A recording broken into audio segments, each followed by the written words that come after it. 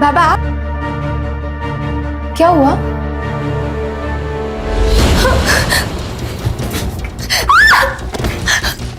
बाबा छोड़ो मुझे! छोड़ो! छोड़ो!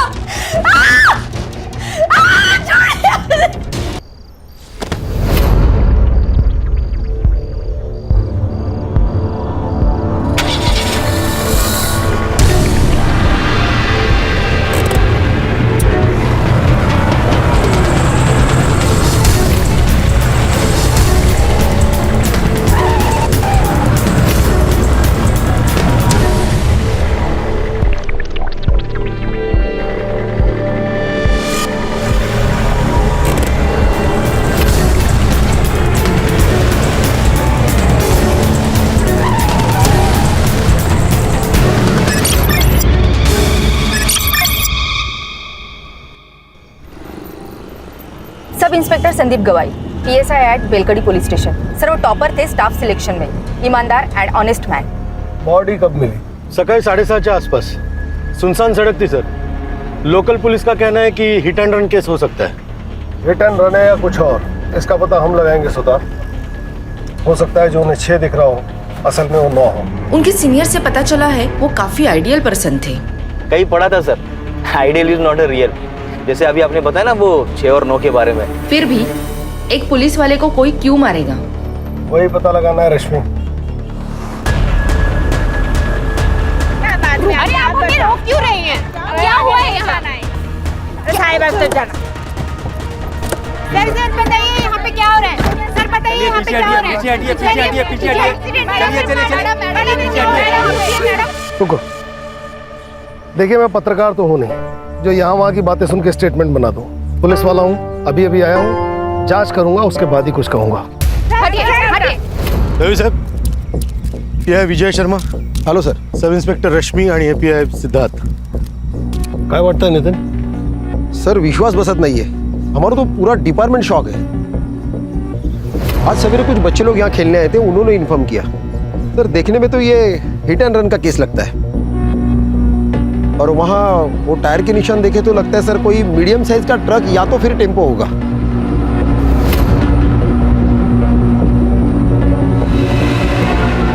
ये हिट एंड रन नहीं, मर्डर है। हिट एंड रन के केस में बॉडी पे अक्सर ऐसे टायर के मार्क्स नहीं होते। हिट एंड रन के केस में अक्सर बॉडी पार्ट जैसे ब्रेन, हार्ट, रीढ़ की हड्डी ये डैमेज होता है। इसे किसी ने यहाँ लिटाया है और उसके बाद इस पे ट्रक चलाया है।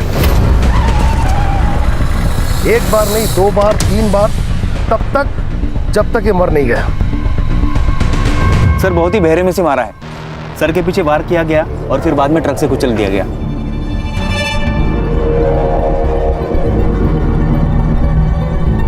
सर ये फोन मिला है। ठीक से चेक करो इसे। रश्मि, इस केस से जुड़े सारे डिटेल्स चाहिए और संदीप के पर्सनल डिटेल्स भी। जलगांव के बेलकड़ी गांव पुलिस चौकी के पीएसआई संदीप गवई की बेरहमी से मौत हो चुकी है। क्या ये हिट एंड रन केस है या फिर उनका मर्डर? पुलिस को उनकी बॉडी एक सुनसान सड़क से मिली। ये पुलिस वाले को कौन मार सकता है?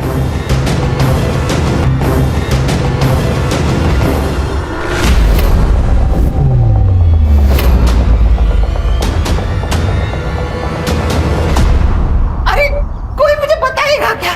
मुझे क्यों लाए हो यहाँ पे?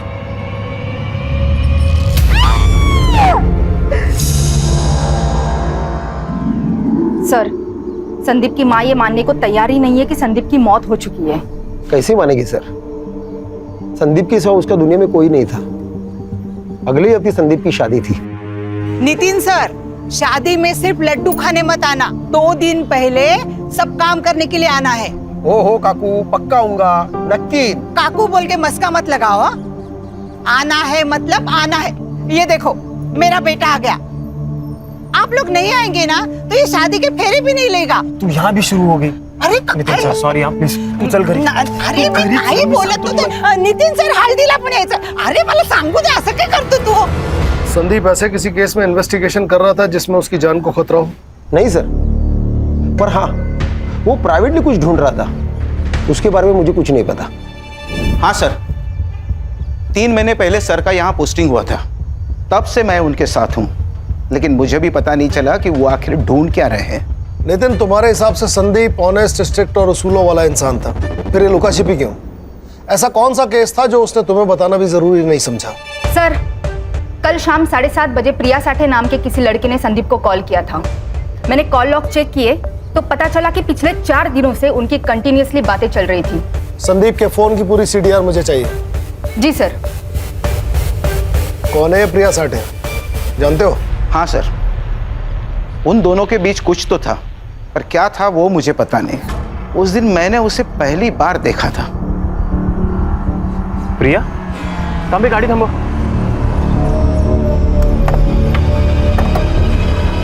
प्रिया,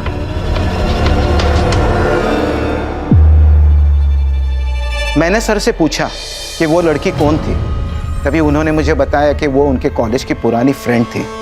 लेकिन दूसरी बार जब मैं ड्यूटी खत्म करके घर जा रहा था, 2 लोग अकेले सुनसान जगह पे हाथ पकड़ के बैठे रहेंगे, तो इसका क्या मतलब हो सकता है सर? बाद में मुझे पता चला कि प्रिया शादीशुदा है। 1 साल पहले ही उसकी शादी हो चुकी है। मैंने उन्हें बहुत समझाने की कोशिश की, पर आखिर में जूनियर हूं सर, मेरी कौन सुनेगा?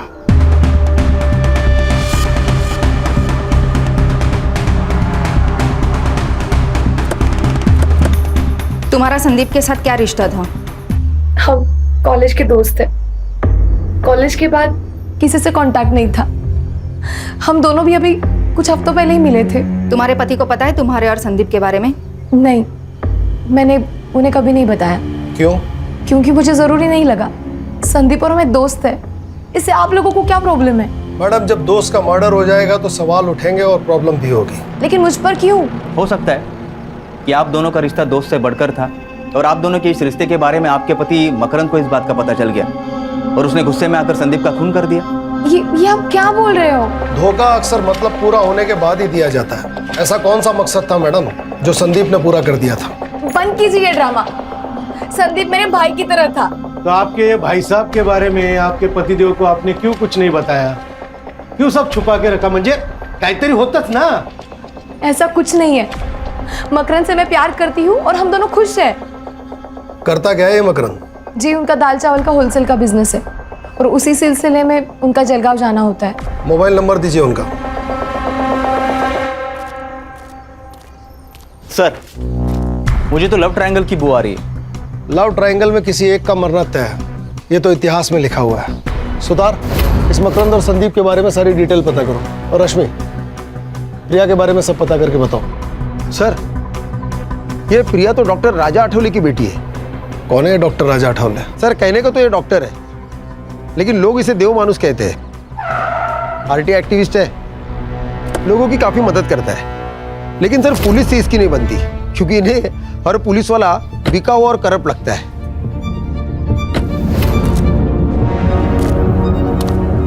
अरे राजा साहब, आप क्या हुआ? क्या हुआ तुम्हें नहीं पता? जब जनता का सेवक ही जनता की सेवा ना करे तो मुझे तो आना ही पड़ेगा ना।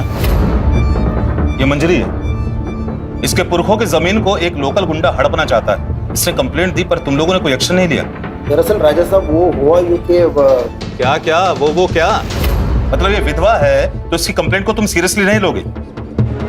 ये मत समझना कि अकेली है, इसका भाई अभी जिंदा है, राजा आठवले। और सुनो, अगर कल तक उस रघु का तुमने कोई बंदोबस्त नहीं किया ना, तो परसों बिना बताए अपना रेजिग्नेशन डाल देना। रश्मि, ये तो एक अलग ही एंगल निकल के आ गया। कहीं ऐसा तो नहीं कि प्रिया के पिता डॉक्टर राजा आठवले को संदीप और प्रिया के बारे में पता पड़ गया और उसने गुस्से में आकर संदीप को मरवा दिया? सर, कहने को तो बहुत कुछ हो सकता है, लेकिन हम उस पर डायरेक्ट डाउट नहीं ले सकते। बड़े चाहने वाले हैं उसके। सर, अगर वो इन्वॉल्व है तो पूरे सबूत के साथ जाना पड़ेगा। कहाँ है इस डॉक्टर साहब और देव मानुष का क्लिनिक? आ जाओ।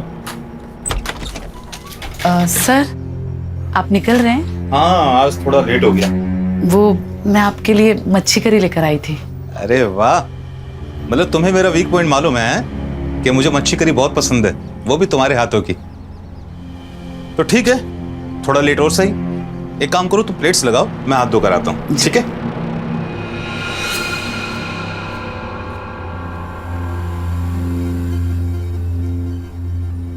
अरे वाह, खुशबू तो बहुत अच्छी आ रही है।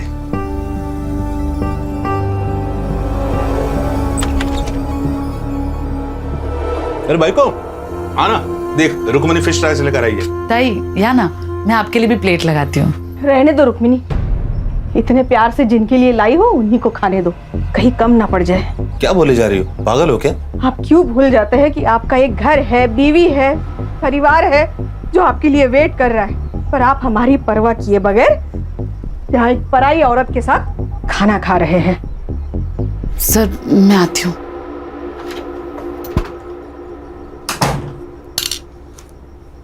मेघा, बोलने से पहले सोच तो लिया करो। कोई विधवा है, उसकी कोई फैमिली नहीं है, अपने पैरों पर स्टैंड हो जाए इसलिए मैंने उसे नौकरी दी, इज्जत की जिंदगी दी। तो तुम हम दोनों के बारे में, शर्म आती है मुझे तुम्हारे ऊपर। तो क्या कहूँ, सुबह क्लिनिक के लिए जल्दी चले जाते हो, रात में लेट आते हो। पेशेंट होते हैं मेघा, इसलिए देर हो जाती है। गंद भरा है तुम्हारे दिमाग में, निकालो से बाहर।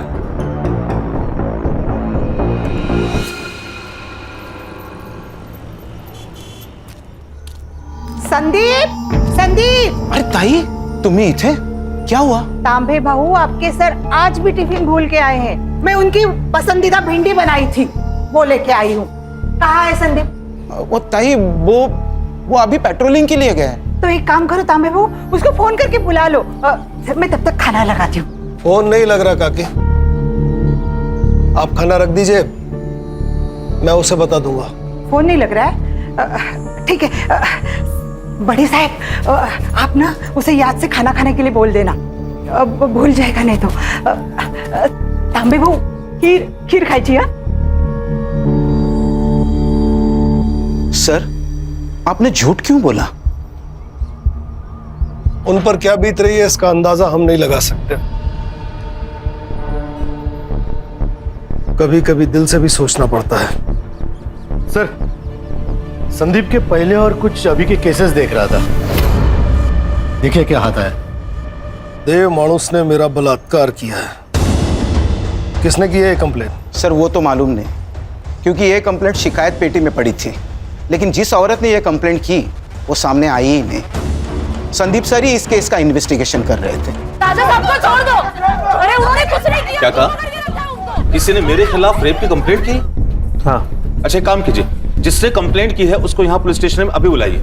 सच का सच और झूठ का झूठ सब क्लियर हो जाएगा। देखिए, हम उसे यहाँ नहीं बुला सकते। सर, बाहर बहुत सारी औरतें आई है, नारे लगा रही है, धमकी दे रही है, इन्हें छोड़ने के लिए कह रही है। सर मुझे डर लग रहा है कहीं वो औरतें अंदर ना आ जाए। छोड़ो, छोड़ो।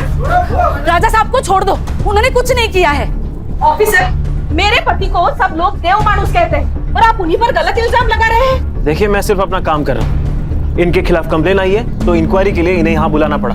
इंस्पेक्टर साहब बिल्कुल सही कह रहे हैं। तुम सभी लोग बाहर जाओ, चलो बाहर जाओ, चलो। इंस्पेक्टर साहब पूछिए, आपको जो कुछ पूछना है। पूछताछ हुई पर कुछ हाथ नहीं लगा। जिस लड़के ने कंप्लेंट की थी वो सामने आई ही नहीं, और फिर केस बंद हो गया। क्या करें सर, इस शहर के आधे लोग डर की वजह से कंप्लेंट ही नहीं करते। ये भी तो हो सकता है कि तुम जैसे डर कह रहे हो हालात वही हो। लेकिन सर, ये भी तो हो सकता है कि वो कंप्लेंट ही झूठी हो।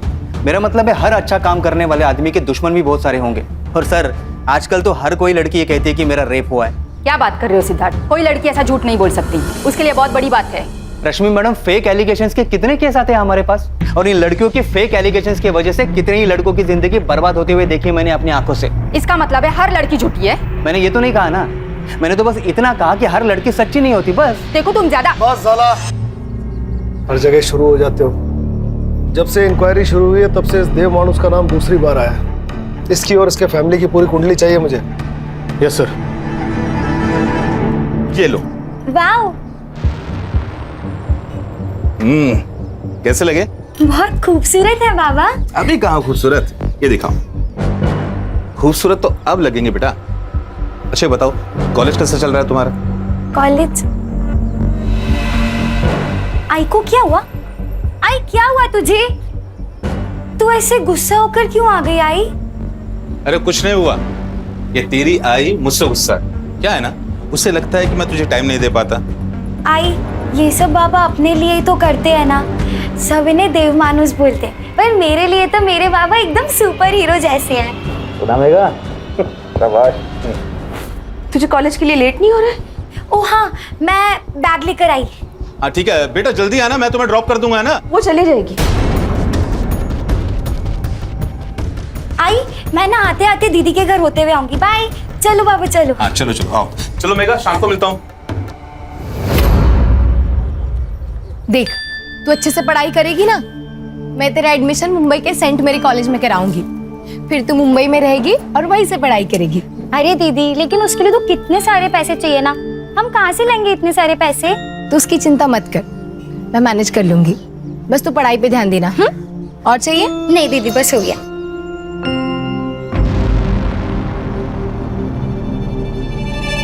ये कंगन कब खरीदे? ये तो मुझे आज सुबह ही बाबा ने दिए। कितने खूबसूरत है ना। निकाल कर फेंक दे। यहाँ हर चीज की कीमत चुकानी पड़ती है नीतू। बिना मतलब के यहाँ कोई किसी के लिए कुछ भी नहीं करता। दीदी, वो बाबा है हमारे। सौतेले। और मैं इतना गुस्सा क्यों कर रही हूँ ना, तेरी माँ से जाके पूछ। मुझे किसी से कुछ नहीं पूछना। तू जलती है मुझसे क्योंकि बाबा ने तुझे कुछ गिफ्ट नहीं दिया, मुझे कंगन दिए, इसलिए जा रही हूँ मैं। नीतू, नीतू बात सुन मेरी। नीतू,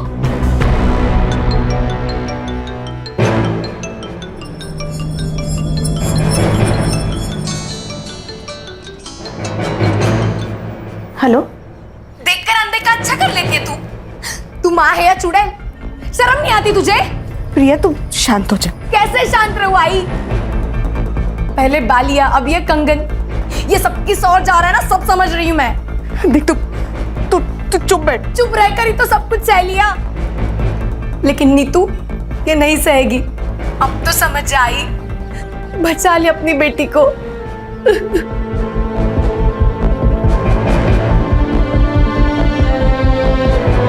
सर, पोस्टमार्टम रिपोर्ट के अनुसार संदीप की मौत रात को 11 से 3 बजे के बीच हुई। एक्सीडेंट? नहीं सर, आपने बिल्कुल ठीक कहा था। यहाँ सर के पीछे वार किया गया था सर। और सर, बेहोशी की हालत में उसके ऊपर ट्रक चलाया गया तब तक जब तक कि वो मर नहीं जाता। कौन कर सकता है ये सब? प्रिया, मकरंद या फिर डॉक्टर राजा अठावले? सर, संदीप के कॉल लोकेशन के हिसाब से वो मर्डर वाले दिन रात को 9:30 बजे अपने घर से निकला था और डॉक्टर राजा के क्लिनिक गया था। तब से उसका फोन स्विच ऑफ है। इसका मतलब सर, जो कुछ भी हुआ है वो सुनसान सड़क और क्लिनिक के बीच हुआ है। सुतार, कुछ ज्यादा ही शरीफ नहीं है देव मानुस? एक औरत इसके खिलाफ कंप्लेन करती है, संदीप की मौत इसके क्लिनिक की ओर इशारा करती है। सर, ऐसे साधु संत बाबा बहुत देखे हैं मैंने जिंदगी में। एक बुरा काम छुपाने के लिए 10 अच्छा काम करेंगे। सर, अगर ये दोषी हुआ ना तो सबसे पहले इसको मैं ही मारूंगा सर। मैं मारूंगा? आपको लगता है संदीप को मैंने मारा? हो सकता है। उस दिन रात 10 बजे संदीप आपकी डिस्पेंसरी के आसपास था, फोन भी यहीं बंद हुआ। जो कुछ हुआ यहीं हुआ। देखिए, मेरा क्लिनिक मार्केट के बीचों बीच, और जहां तक मेरी बात है, मैं लगभग रात को 9:40 पर एक पेशेंट विजिट पे गया था। पेशेंट का नाम? शोभा वैद्य। रश्मि, शोभा वैद्य से मिलो और इस डॉक्टर अठावले की उस रात की लोकेशन वेरीफाई करो। या तो ये बहुत बड़ा शातिर है या फिर सच में देव मानुष। हो सकता है कि सर, शिकायत पेटी की कंप्लेंट जेन्युइन हो और उसका इस केस से कोई रिलेशन ही ना हो सकता है। एक काम करो सिद्धार्थ, पिछले 6 महीने में डॉक्टर अठावले को जिन औरतों ने रेगुलर विजिट किया है उनसे पूछताछ करो, उनके हैंडराइटिंग सैंपल्स लो और उसे उस लेटर से मैच करो। ये इस केस को नई दिशा दे सकते हैं। पिछले 6 महीने में जो भी सुसाइड और मिसिंग केस हुए हैं उन सब की फाइल तांबे से लो, कुछ ना कुछ जरूर मिलेगा। समझ गया सर। सुधरो, चला। रश्मि, मकरंद का कुछ पता चला? जलगांव में ही है या कहीं और? पता नहीं सर, पिछले 24 घंटे से उसका फोन स्विच ऑफ आ रहा है और उसकी last call location बेलकड़ी bus stand थी। ये दोनों मियाँ बीवी मिलके कहीं हमें घुमा तो नहीं रहे? ये प्रिया के पास चले सर? तुम जाओ और जो मैं कहता हूँ वो बोलो। मुझे नहीं पता मकरंद कहाँ है। और तुम्हें कोई परेशानी नहीं है? मतलब तुम्हारा पति गायब है पर तुम्हारे चेहरे पे कोई चिंता नजर नहीं आ रही है। प्रिया, तुम संदीप को अपना दोस्त मानती थी ना, तो यही वक्त है अपनी दोस्ती निभाने का। मैं जानती हूँ संदीप के जाने का सबसे बड़ा दुख तुम्हें हुआ है। कुछ तो गलत हुआ है उसके साथ। वो बहुत खुश था। तू ही चॉइस कर ले यार। संदीप, मैंने सिर्फ उसकी फोटो देखी है, मैं तुम्हें सजेस्ट कर सकती हूँ। चॉइस तो तुम्हें ही करना पड़ेगा। हम एक काम करते हैं, ये तीनों ले लेते। अच्छा, इतना प्यार। अभी से इतना प्यार करोगे ना तो तुम्हारी बीवी तुम्हें जोरू का गुलाम बना के रखेगी। संदीप एकदम परफेक्ट पति था, जैसा हर लड़की चाहती है। क्या तुम्हारे और मकरन के बीच में कोई प्रॉब्लम्स थे? मुझे ऐसा लग रहा है कि तुम मकरन के साथ खुश नहीं थी। बोलो प्रिया, मैं यहाँ तुम्हारी मदद करने आई हूँ। हमारी शादी को 1 साल हो चुका था। मकरन बच्चे के लिए एकदम डेस्परेट हो गया था। एक दिन हम डॉक्टर के पास चले गए तो पता चला कि प्रॉब्लम मुझ में है, मैं उसे बच्चा नहीं दे सकती थी। उसी दौरान संदीप की पोस्टिंग यहाँ पर हो गई थी। उसे मैं अपने सारे प्रॉब्लम्स बताती थी, लेकिन मैं जानती थी कि मकरन इस बात को नहीं समझेगा, इसलिए संदीप के बारे में मैंने उसे कभी कुछ नहीं बताया। संदीप का मर्डर और मकरन का गायब होना, इसमें कुछ तो कनेक्शन हो सकता है प्रिया। तुम जानती हो मकरन कहाँ हो सकता है? मकरन का हमेशा जलगांव आना जाना होता है। वहां पर उसका जो दोस्त है अजित देशमुख, शायद उसे कुछ पता हो। देखो सर, इन दोनों की हैंडराइटिंग भी मैच नहीं हो रही। सर, मेरी उत्तरा बीमारी से तंग आ गई थी सर। रात रात भर रोती थी, उसे जीना ही नहीं था, इसलिए उसने खुदकुशी कर ली। उत्तरा राजा आठवले की पेशेंट थी, हो सकता है कि बात कुछ और हो। 1 मिनट, आप राजा साहब पर शक कर रहे हो? अरे देव मानुस है वो। मैं आज जो स्कूल में क्लर्क की जॉब कर रहा हूं ना, उनकी वजह से मुझे और उत्तरा को हमारे बुरे समय से उन्होंने निकाला था। देखिए सर, मुझे इस बारे में आपसे कोई बात नहीं करनी, आप प्लीज जाइए। मेरे पति को मरे बहुत साल हो गए सर। ये कौन सा एप्लीकेशन फॉर्म है? क्या है ना मैडम, हम ग्राम पंचायत से आए हैं। वो क्या है ना, सरकारी कामकाज रहता है तो रोज नए नए फॉर्म, नए नए कागज लगते रहते हैं। बस अब हाँ, आप बस ये फॉर्म भर कर दीजिएगा, बाकी हम लोग देख लेंगे। हाँ बस, हाँ, ये लीजिए।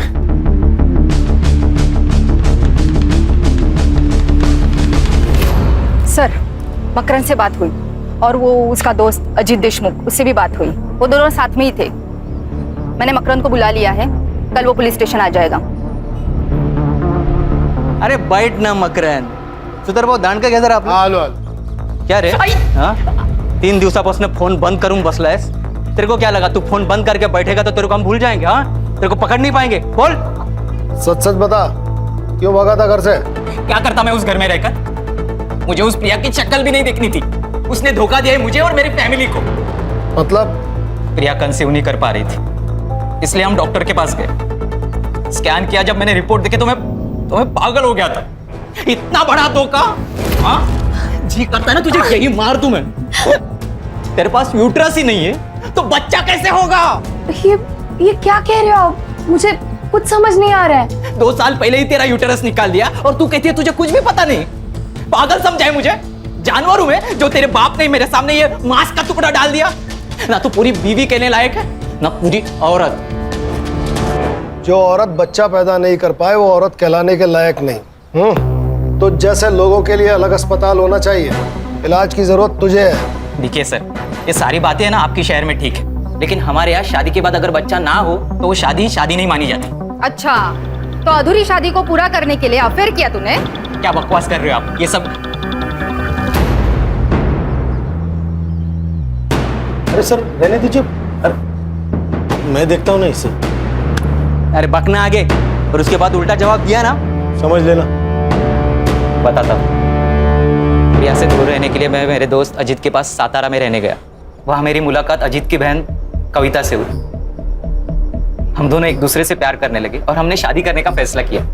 मुझे प्रिया से और प्रिया की फैमिली से कोई दुश्मनी नहीं है. बस मुझे खुश रहना है. तू जानता था संदीप और प्रिया की दोस्ती के बारे में?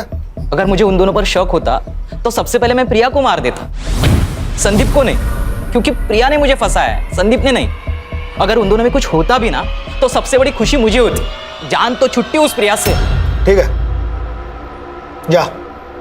और सुन, कितना भी जरूरी काम हो, बेल कड़ी छोड़ के जाने की गलती मत करना. ठीक है सर. मकरन सच कह रहा है. मैंने उसकी जिंदगी खराब की है, लेकिन मुझे सच में नहीं पता था कि मेरा गर्भाशय निकाला गया है. तुम जानती हो ये मुमकिन नहीं है। मतलब तुम्हारा ऑपरेशन हुआ और तुम्हें पता ही नहीं चला? वो मैं प्रेग्नेंट थी। आई वॉज रेप्ड और मेरा बलात्कार करने वाला कोई और नहीं था, मेरा बाप डॉक्टर राजा आठवले। बाबा के गुजर जाने के बाद हमारी हालत बहुत खराब थी। मैं सिर्फ 14 साल की थी और नीता 10 साल की। हमारे खातिर आई ने दूसरी शादी की, लेकिन एक रात मैंने देखा वो डॉक्टर मेरी आई के साथ बलात्कार कर रहा था। एक मिनट, बलात्कार? हाँ, वो आदमी राक्षस से कम नहीं है। सेक्स के लिए पागल है वो। मेरी आई को तकलीफ में देखकर उसे मजा आता था।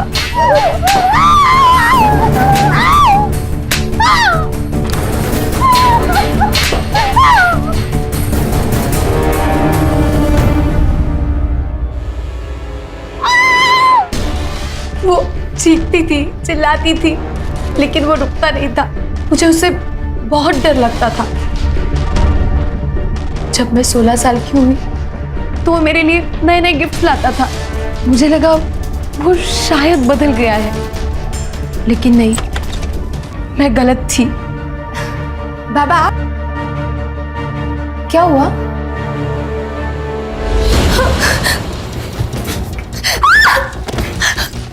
बाबा छोड़ो मुझे! छोड़ो! तुम्हारी माँ को ये सब पता था? हाँ, और फिर भी वो चुप रही। मुझे पता है ये सब बहुत गलत है, पर अगर डॉक्टर साहब ना होते तो हम किसी रोड पे खड़े होते और आता जाता हर कोई तुम्हारी इज्जत से खेलता। यहाँ पे तो बस एक ही मी तुझ्या पुढे हाथ जोड़ते, किसी से कुछ मत कहना, कुछ मत कहना। फिर 2 साल मेरे साथ ये रोज होता रहा। जब मैं प्रेग्नेंट हुई तो आई ने मेरे अबॉर्शन के साथ मेरा गर्भाशय में निकलवा दिया, और ये बात मुझे मकरंद से पता चली। बहुत गुस्सा आया था मुझे। क्यों आई, क्यों? मुझे लगा था शादी के बाद मेरी तकलीफ कम हो जाएगी, लेकिन तूने मेरी शादी भी तोड़ दी। मकरंद मुझसे अलग होना चाहता है, मैं क्या करूं? हाँ, फिर से तेरे पास आके रहूं और बार बार तेरा पति मेरा रेप करे? यही चाहती है ना तू? यही चाहती है ना?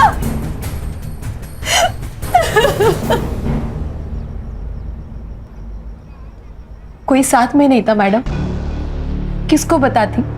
तभी मेरी मुलाकात संदीप से हुई। मैं उसे सब कुछ बताती थी, उसी के सामने रोती थी। चुप रहकर कुछ नहीं मिलेगा प्रिया, तुम्हें बोलना पड़ेगा। सब खत्म हो जाएगा संदीप। तो अब क्या ठीक चल रहा है प्रिया? देखो, अगर तुम ऑफिशियल रेप की कंप्लेंट नहीं डालोगे तो मुझे ये केस अपने हिसाब से हैंडल करना पड़ेगा, और कुछ भी हो जाए मैं तुम्हें इंसाफ दिलवा कर ही रहूंगा।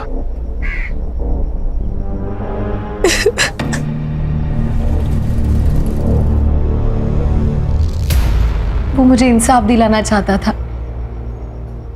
इसके पहले ही संदीप कुछ करता, किसी ने डॉक्टर के खिलाफ रेप की कंप्लेंट शिकायत पेटी में डाल दी। केस फाइल हुआ, लेकिन हुआ कुछ नहीं।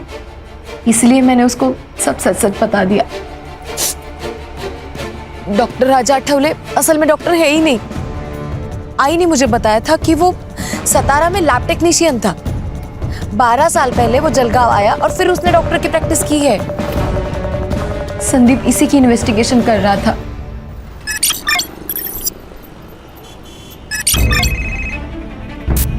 हाँ बोलो सतार। सर, शिकायत पेटी की हैंडराइटिंग मैच हो गई सर। किसके साथ? शोभा वैद्य, जिससे मिलने उस रात राजा आठवले गया था। कभी कभी ऐसे लगता है कि मैं उसे ये बात नहीं बताती तो शायद आज संदीप जिंदा होता। ये सब कुछ मेरी वजह से ही हुआ है। सब कुछ मेरी वजह से। सही थे सर, आप बहुत शातिर कौवा है ये। साधूच्या वेशात राक्षस है। अब इस राक्षस के उद्धार का वक्त आ गया सुतार। पक्के सबूत जुटाओ इसके खिलाफ, फिर निकालेंगे इसकी बारात पूरे शहर में। सुतार, पता लगाओ अभी इसका टारगेट कौन है, किसका इलाज चल रहा है वहाँ फिलहाल। रश्मि, अगर संदीप को ये पता था कि ये डॉक्टर फेक है तो उसने इसके खिलाफ मेडिकल काउंसिल में कांटेक्ट किया होगा। पता लगाओ। Yes sir. हैंडराइटिंग के बारे में कुछ पता चला? अपने हैंडराइटिंग एक्सपर्ट उस पर काम कर रहे हैं, वो भी मिल जाएगी सर। टाइम नहीं है। अगर सबूत मिलने से पहले डॉक्टर गायब हो गया तुम सबको गायब कर दूंगा। आप लोग यहाँ सब गप्पे मार रहे हैं, मेरी बेटी की शादी है। तांबे बहू, ये मिठाई पूरे पुलिस स्टेशन को बांट दो। बड़े साहब नमस्कार, मेरे संदीप की शादी का कार्ड है, लीजिए। पूरे परिवार के साथ आना है, कोई भी बहाना नहीं चलेगा। नितिन साहब, एक दिन पूरे पुलिस स्टेशन को छुट्टी, और एक दिन पुलिस स्टेशन को छुट्टी दी तो कोई पहाड़ नहीं टूटने वाला। आप सब लोग ना शादी में आना। और संदीप भी ना कहाँ चला गया पता नहीं, सारे काम मुझे करने पड़ रहे। ए साधना, तू पढ़िएगा लगना ला। सर ये कुछ ज्यादा ही नहीं हो रहा है सर। इनके दिमाग से वो सदमा निकालना होगा, नहीं तो बेचारी सारी जिंदगी भर संदीप का इंतजार करती रहेगी वो। सर इन्होंने तो अभी तक संदीप की बॉडी भी क्लेम नहीं की है।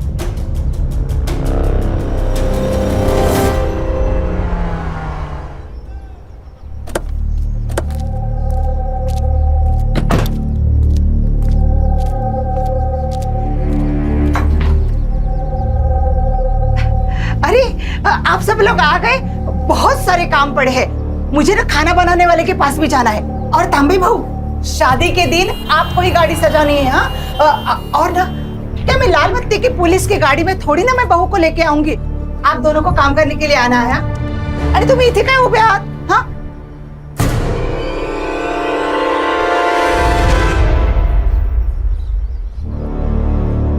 क्या हुआ? ये तो सो रहा है। संदीप का एक्सीडेंट हो गया, वो बच नहीं सका। बड़े सब क्या बोल रहे हैं? ये तो सो रहा है। संदीप अब नहीं रहा काकी, उसकी बॉडी डैमेज हो गई है। आज अंतिम संस्कार करना है, आखिरी बार उसका चेहरा देख लीजिए।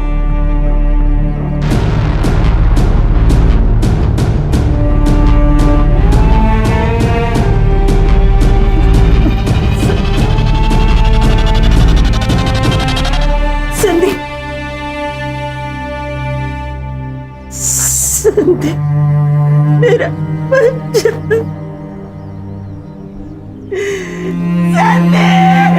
मेरा बच्चा। काकी। रश्मि, रोने दो ना, दिल हल्का हो जाएगा।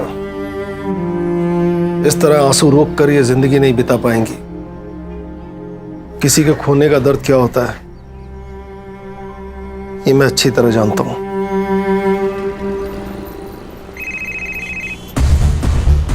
हाँ बोलो सुतार। सर शिकायत पेटी की हैंडराइटिंग मैच हो गई सर। किसके साथ? शोभा वैद्य, जिससे मिलने उस रात राजा आठवले गया था। तुम्हारी हैंडराइटिंग इस लेटर से मैच हो रही है जिसमें तुमने लिखा है कि देव मानुस ने तुम्हारा बलात्कार किया है। और उसी देव मानुस ने कहा कि संदीप के मर्डर की रात वो आपके साथ था, आपसे मिलने आपके घर गया था, जबकि आपके फोन की लोकेशन उस रात डॉक्टर के क्लिनिक की थी। और अगर आप क्लिनिक पर थी तो डॉक्टर साहब वहां पर क्या कर रहे थे? सर कुठला आता भांडा फूट चुका है, अब सच बोलिए, नहीं तो ना खून का चार्ज लगाकर ये केस इधर ही बंद कर देंगे अब, और आपको बेटे को आपको मिलने के लिए जेल आना पड़ेगा।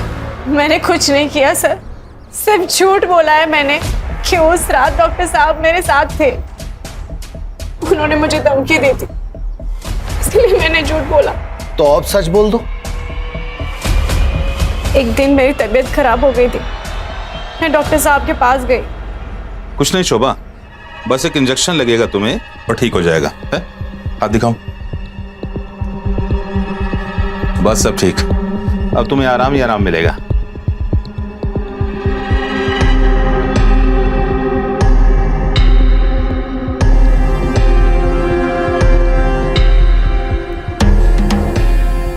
उसके बाद ये हर रोज होता रहा।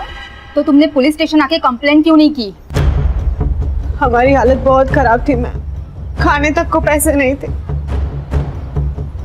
डॉक्टर साहब आते, मुझे पैसे देते थे और उसके बाद मुझे अपने आप से घिन आने लगी। मुझे ये सब बंद करना था सर, इसीलिए मैंने शिकायत पेटी में चिट्ठी डाल दी। तो जब पुलिस आपके दरवाजे आई तो सच क्यों नहीं बोला? डर गई थी सर मैं कि अगले दिन अगर डॉक्टर साहब छूट के आ जाते वो मुझे भी मार डालते। मुझे भी? मतलब? उस रात डॉक्टर साहब ने मुझे क्लिनिक बुलाया था, वहां संदीप सर भी आए थे। डॉक्टर का धर्म होता है जिंदगी देना, जिंदगी लेना नहीं। पर ये तू नहीं समझ पाएगा क्योंकि तू डॉक्टर है ही नहीं। इंक्वायरी की है मैंने तेरी, ये जो डिग्रियां लटकाई हुई है ना सब फेक है। कौन यकीन करेगा रे तेरा? दे माणूस है मैं, दे माणूस। दफा यहां से, तेरा पैसा पहुंच जाएगा स्टेशन में।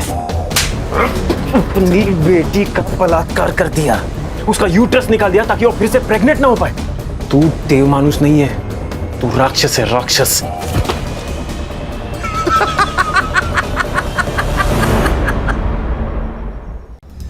कुछ भी नहीं कर पाएगा रे तू। पिछले 12 सालों से खेल खेलता आ रहा है मैं, राजा ठावले, समझा क्या? अगर ऐसा ही है ना तो तुझे जिंदा रखना सबसे बड़ी गलती होगी।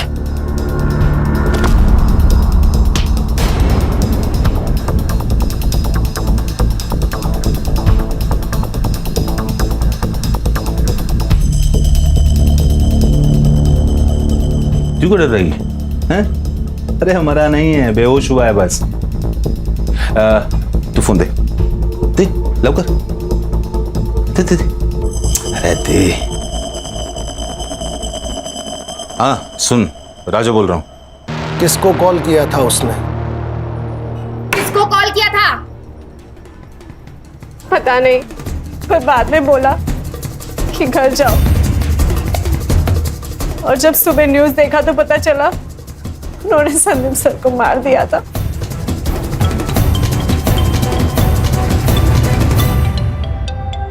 उठाओ, लाउड स्पीकर पे लो। क्लिनिक पर अभी कोई नहीं है, जल्दी आ जा अभी तुरंत। चलो उठा के लाते हैं इस देव मानुस को। सर इसको ना मैं ही मारूंगा।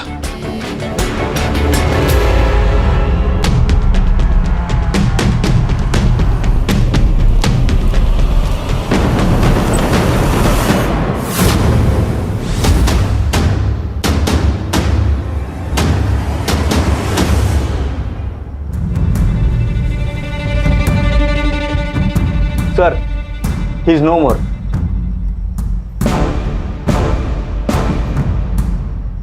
सर लगता है गला घोट के मारा है। अब इसे किसने मार दिया? हर चीज जगह पर है। इसे जिसने मारा है वो जानता था कि शोभा के बयान के हिसाब से संदीप को इन्हीं में से किसी एक ट्रॉफी से मारा गया है। इन ट्रॉफीज को फॉरेंसिक के लिए भेजो Sutar. Yes sir. Sir Raja ने शोभा को कॉल किया था और उसके 2 मिनट बाद इस सेल पर और एक फोन आया था। किसका? मकरंद का। हेलो, ओके ठीक है सर। ये देखिए, राजा ने उस रात शोभा के फोन से मकरंद के दोस्त अजित को कॉल किया था। इस मकरंद के फोन को ट्रेस पे डालो। सुधार, बॉडी को पोस्टमार्टम के लिए भेजो। उस रात राजा ने शोभा के फोन से अजीत को फोन किया।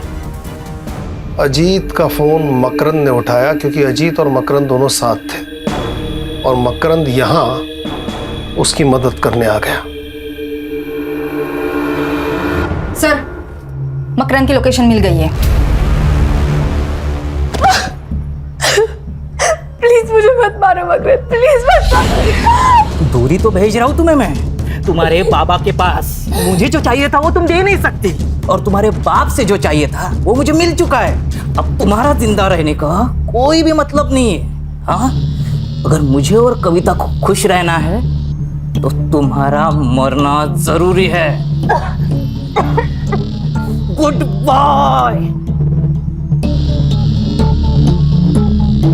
मकरंद छोड़ दे उसे। चल ठीक हो? चल।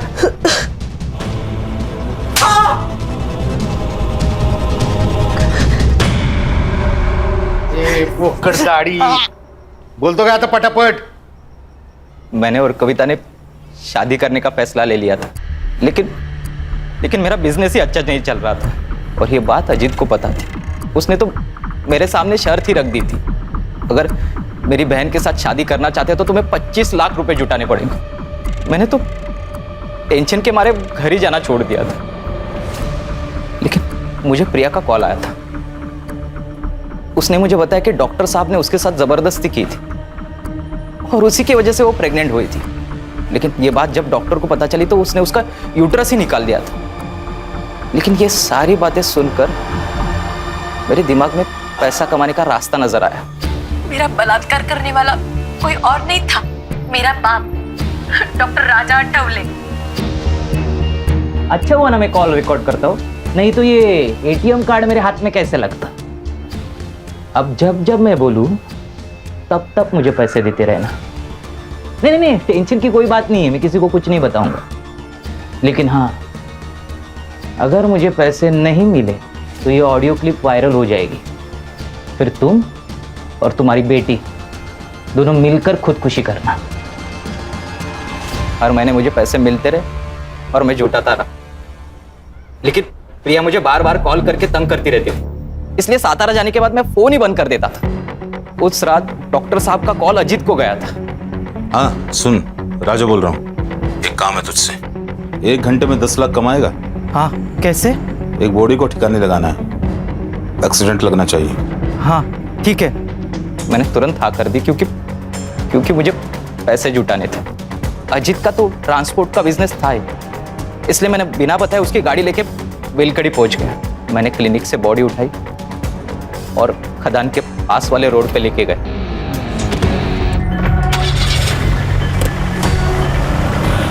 मैं वहां से सातारा लौट गया। सुबह जब मैं बेलकड़ी पहुंचा तो मुझे पता चला कि वो एक पुलिस वाला था। जलगांव के बेलकड़ी गांव पुलिस चौकी के पीएसआई संदीप गवई की बेरहमी से मौत हो चुकी है। डॉक्टर साहब ने मेरे साथ बहुत बड़ा गेम खेला था, उसकी आइडेंटिटी मुझसे छुपा कर रखी थी। डॉक्टर राजा तुझे बाद में भी पैसे देता था ना, सोने का अंडा देने वाली मुर्गी को मार क्यों दिया? मुझे टिप मिली थी। डॉक्टर साहब ने अपनी जमीन बेचकर 3.5 करोड़ रुपए जमा किए थे, लेकिन जो खरीदार था उसकी एग्रीमेंट होने से पहले ही मौत हो चुकी थी, तो बेसिकली ये पैसा ब्लैक हो चुका था। मैंने सोचा क्यों ना पैसा ये मेरा हो जाए, इसलिए मैंने वो पैसा डॉक्टर साहब से कैसे निकलूं ये प्लान बनाया। मकरंद, मैं तुम्हें 10 लाख रुपए दूंगा, 1 लाख रुपए एक्स्ट्रा भी दूंगा। अरे नहीं चाहिए तुम्हारे 10 लाख, मुझे तुम्हारे 3.5 करोड़ रुपए चाहिए। 3.5 करोड़? हाँ, जो तुमने मुझे धोखा दिया है ना, उसका फुल एंड फाइनल अमाउंट।